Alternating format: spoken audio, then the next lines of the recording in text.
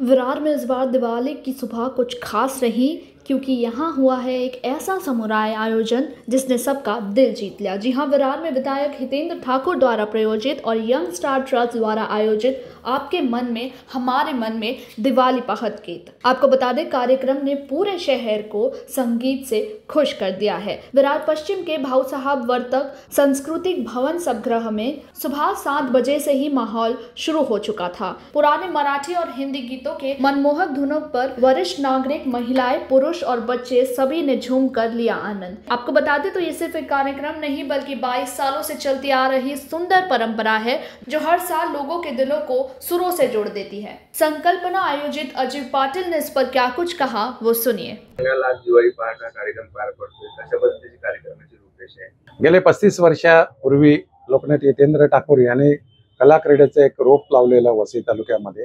फक्त मुंबई आणि डोंबिवलीकर यांचीच एक मक्तेदारी होती आजच्या कार्यक्रमाचं म्हणावं तर दिवाळी पहाट, परंतु वसई तालुक्यामध्ये लोकनेते हितेंद्र ठाकूर यांनी दिवाळी पहाट कार्यक्रम चालू केला आणि अविरत हा कार्यक्रम चालू आहे। आणि तुम्ही बघितलं असेल की त्यांनी अनेक जणांना एनकरेज केलं की असे कार्यक्रम करायला पाहिजेत आणि आता वसई तालुक्यात अनेक ठिकाणी दिवाळी पहाट कार्यक्रम सुरू झालेले आहेत। हे एक त्यांचं श्रेय म्हणायला लागेल की आपली संस्कृती जोपासण्यासाठी, त्याचा प्रसार आणि प्रचार होण्यासाठी हितेंद्र ठाकूरांनी जे काही एक छोटंसं रोप लावलेलं आहे, आज मोठं झालंय। सगळ्या ठिकाणी असे कार्यक्रम चालू झालेले आहेत। आपल्या नव्या पिढीला आपल्या संस्कृतीला जपण्यासाठी, भारतीय संस्कृतीला जपण्यासाठी असे कार्यक्रम होणं गरजेचं आहे। आणि दिवाळी पहाट हा नेहमीप्रमाणे यंगस्टार ट्रस्ट लोकनेते हितेंद्र ठाकूर यांच्या संकल्पनेतून चालू झालेला आहे आणि लहान आबालवृद्धांपासून तर ज्येष्ठ नागरिकांपासून लहान मुलांपर्यंत सगळ्यांनी भरभरून इकडे सहभाग घेतलेला आहे आणि प्रेक्षक वर्ग उपस्थित आहे। कशा पद्धतीने या ठिकाणी गाण्यांची तालीम सुरू आहे? तुम्ही बघितलं असेल का आज दिवाळी म्हटली का भोपाळीपासून कार्यक्रम चालू होते तर थेट जोश निर्माण करण्यापर्यंत असे सगळी गाणी यामध्ये गायली जातात। कोणती कोणती गाणी प्राधान्य दिली जाते? भोपाळीपासून सुरू होतात ते अगदी ज्येष्ठ नागरिक देखील नाचू शकतात, अशी स्फूर्ती चढू शकते, अशी सर्वच प्रकारची आपली संस्कृती जोपासणारे गाणी इथे गायली जातात, सादर केली जातात। मॅडम, तुझं नाव काय? नमस्कार, मी क्षितिजा लोखंडे।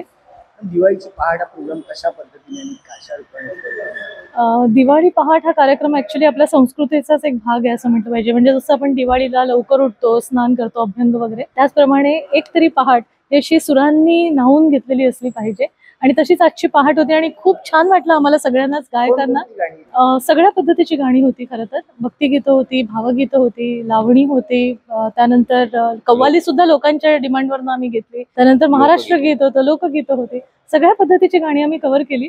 आणि खरंच सांगायचं म्हणजे विरारच्या सगळ्या प्रेक्षकांनी इतका उत्स्फूर्त प्रतिसाद दिला की काय म्हणावं। म्हणजे खरंच आमच्या सगळ्याच गायकांना वन्स मोर येत होते आणि खूप छान वाटलं।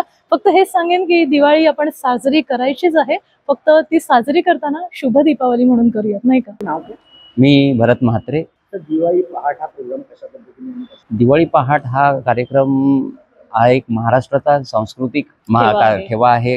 हा एक सांस्कृतिक ठेवा म्हणण्यापेक्षा एक परंपरा, त्या पहाटच्या निमित्ताने एक स्वरांची परंपरा, संगीताची परंपरा एक निर्माण झालेली आहे आणि त्याला आम्ही एक छोटासा एक प्रयत्न आमच्यातर्फे केलेला आहे। तर कव्वाली तुमची चांगली गाजलेली आहे? कव्वाली गेली अनेक वर्ष मी हा गातोय आणि हा एक वेगळा, जसं जीवाशिवाची बैल जोडत तसंच कव्वाली, चढता सूरज धीरे धीरे ही एक मला परमेश्वराने दिलेली एक देणगी आहे की जे मला लोकांनी त्यांचा प्रतिसाद, उत्स्फूर्त प्रतिसाद लोकांनी दिला आणि मला हे देते, मी माझं भाग्य समजतो। हा, वन्स मोरही मिळालेले आहेत, भरपूर वन्स मोर। प्रकारची गाणी गायली? मी आज अभंग, भावगीत, गीत रामायणातली आणि इतर कव्वालीपासनं अभंग आणि जय जय जय जय महाराष्ट्र लोकगीतं असा हा कार्यक्रम माझा आज आम्ही सादर केलेला आहे। आपको बता दें तो सुर, संगीत और सद्भावना का ये संगम विरार की पहचान बन चुका है, जहां हर सुर में छुपी है खुशियों की रोशनी।